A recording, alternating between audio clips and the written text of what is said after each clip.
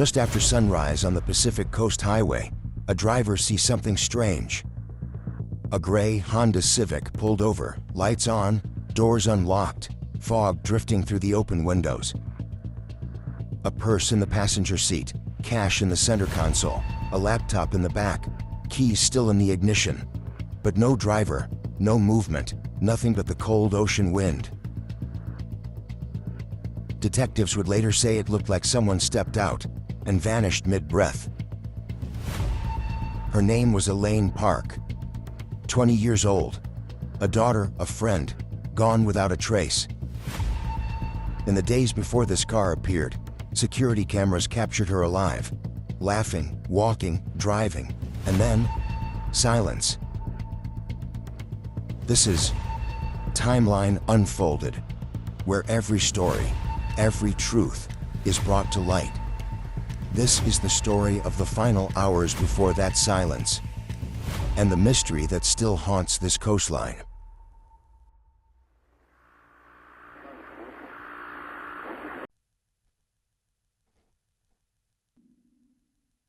Elaine Park was born on September 24, 1996, and grew up in La Crescenta, California.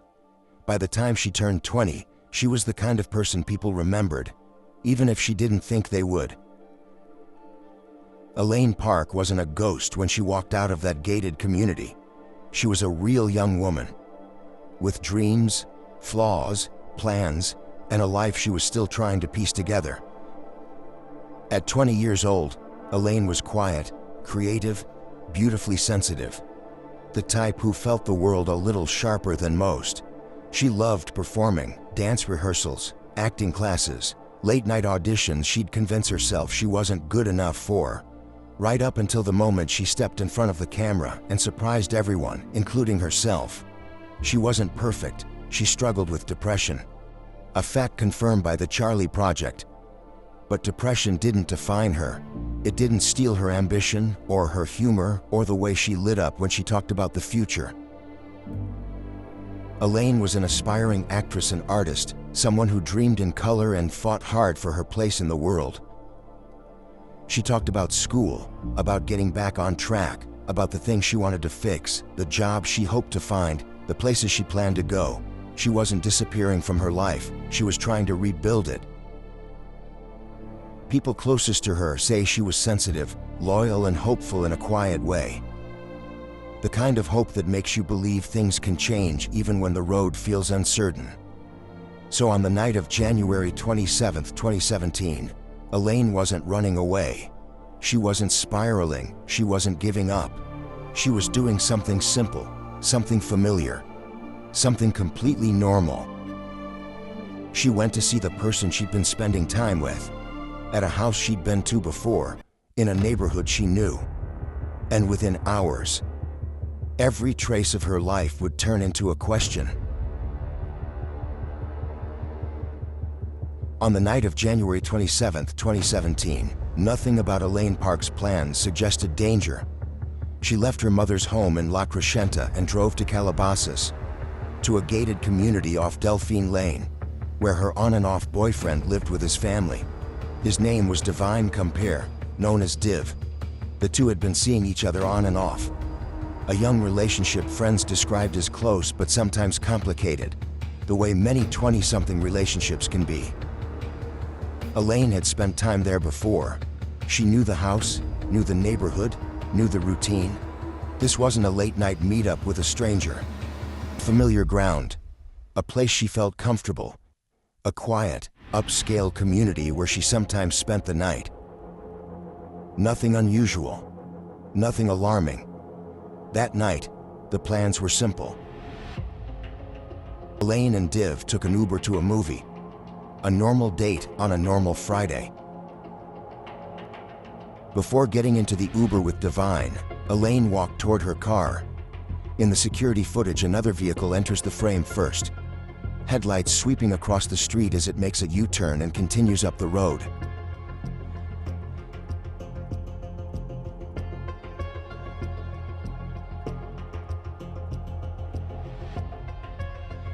A few moments later, a second car appears. This is the Uber that arrived to pick up Elaine and Div.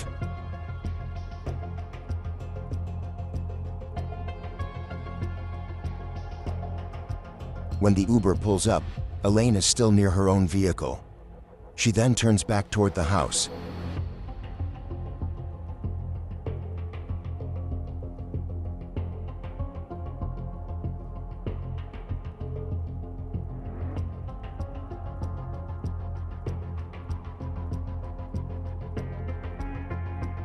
As she approaches the front door, Divine steps outside.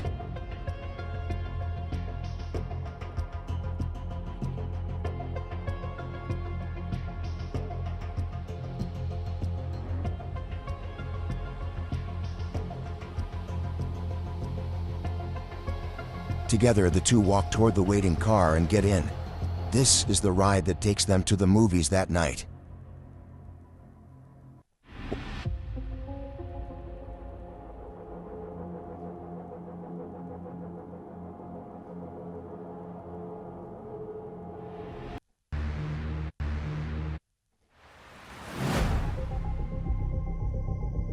Security cameras at the front gate later showed them returning to the Comper home sometime after 1 a.m.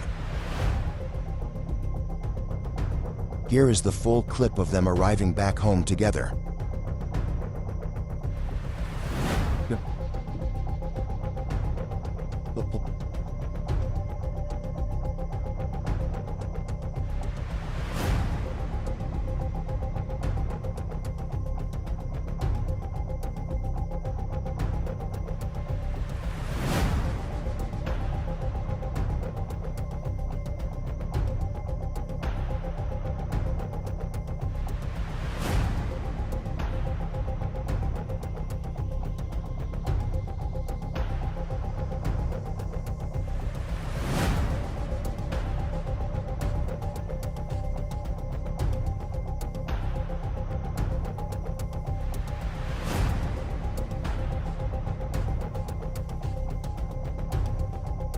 Inside, nothing was reported as unusual. No arguments, no disturbance, no signs of tension. But as the night turned into early morning, everything becomes harder to pinpoint. Div first told investigators that Elaine woke up around 4 a.m., describing her as shaking or behaving oddly, something he said looked like a panic-like episode. But in a later account, he said she didn't wake up and begin getting ready to leave until 6 a.m., a 2-hour difference in a timeline where every minute now matters. What is confirmed is this. At 6:05 a.m., one of the home security cameras, camera number 4, captured Elaine walking down the driveway toward her gray 2015 Honda Civic. As Elaine's car left the gated community, the license plate was automatically captured by the neighborhood's plate reading camera.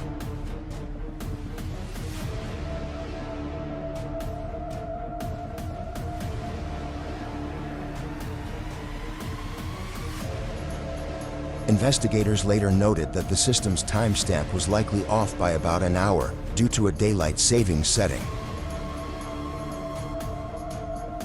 Adjusted for that error, the true exit time lines up just minutes after she was last seen walking down the driveway. This is the last confirmed image of Elaine Park alive, but the footage ends there. It does not show her opening the car door. It does not show her getting inside. And when the Civic leaves the gated community moments later, the gate camera captures only the car, not the driver behind the wheel. From this point on, the trail goes silent. Elaine's phone stops sending messages. No calls go out. No texts come in. Her digital footprint flatlines. And then, hours later, a final clue. At 3:42 p.m., Elaine's phone registered its last known activity, a ping near 3700 Half Corral Canyon Road in Malibu, a location in the hills, not where her car would eventually be found. That signal is the last trace of her phone, and the last hint that she may have still been alive that afternoon. After that, there's nothing. No pings, no movement, no signs of travel, just silence. By the time her family realizes she hasn't come home, Elaine has already been missing for nearly a full day, and no one knows it yet. But she will not be seen again.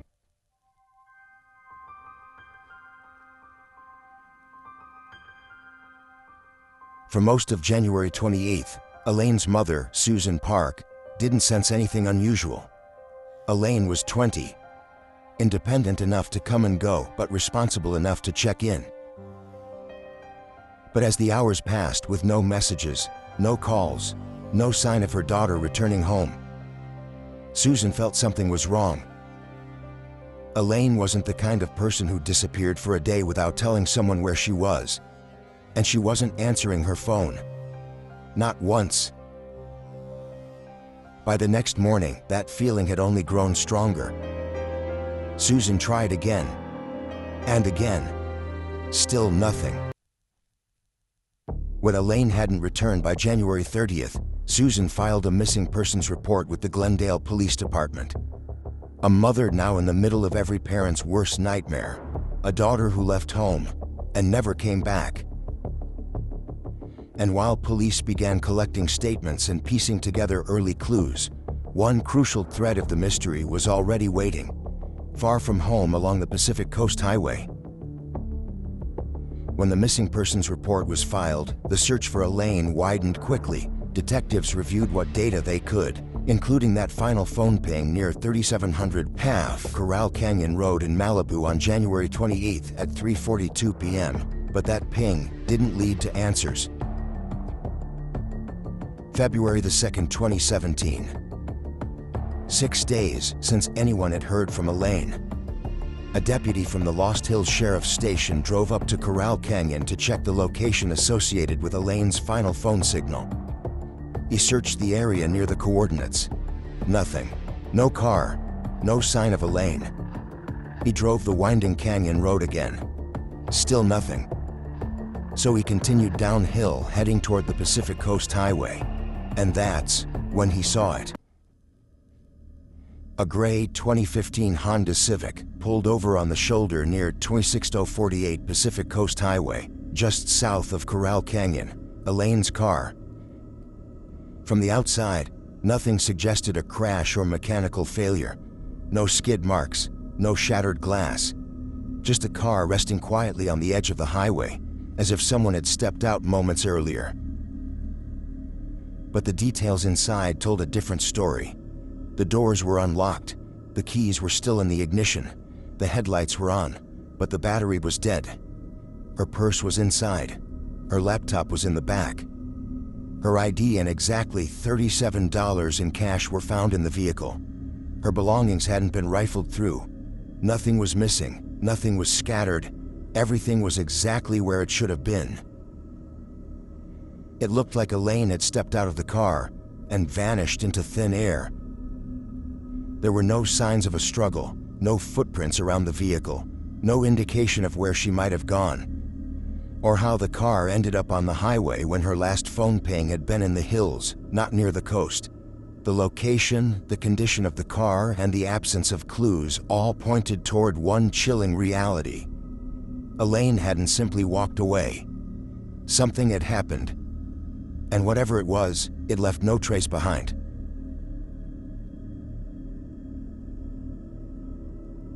The discovery of Elaine's car set off a search across Malibu that grew larger, wider, and more desperate by the hour. Investigators began where the clues pointed first. The rugged hills of Corral Canyon, where Elaine's phone last pinged on January 28 at 3:42 p.m. The area is remote, steep, and unforgiving. Trails twist into the mountains. Brush grows thick and uneven, and in late January, the coastal air carries a cold edge. Search teams swept the canyon floor and the ridges above it, following every path a person could have taken. They brought in dogs, trained to detect scent in remains. Helicopters and drones traced the landscape from above, while crews on foot combed ravines, trailheads, and narrow drop-offs. But the hills held nothing. No clothing, no belongings, no sign that Elaine had ever been there except for that single, unexplainable phone ping. So the search pushed outward. Teams moved toward the coast, working both sides of Pacific Coast Highway, scanning the cliffs and the stretch of shoreline where waves hit stone. Divers searched the water below, sweeping the cold Pacific for any trace of her. Still, nothing. Detectives gathered statements. They interviewed friends, neighbors, and everyone connected to Elaine's final night. They reviewed surveillance footage, timelines, phone records, trying to stitch a coherent path through the fragments of January 27th and 28th. But every angle brought them back to the same impossible contradiction. Elaine's phone was active in the hills, yet her car appeared days later by the ocean. With no evidence to connect those two locations and no sign of how the Civic got there. It was a disappearance with no footprints, no camera sightings, no final message, no trace of movement after 6:05 a.m. In the absence of answers, Glendale police made their position clear. They did not believe Elaine left willingly, and they did not believe she harmed herself. Her case was officially classified as involuntary missing. But without witnesses, without evidence, and without a single confirmed sighting after that driveway camera, the trail simply ended. A car on the shoulder of Pacific Coast Highway, a phone ping in the mountains above it, and a young woman whose path seemed to vanish somewhere between them.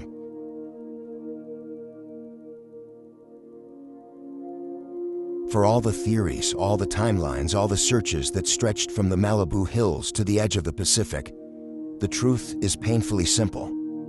Elaine Park was a real person, a daughter who laughed easily, a friend who cared deeply, a young woman who deserved the chance to grow into the life she was building.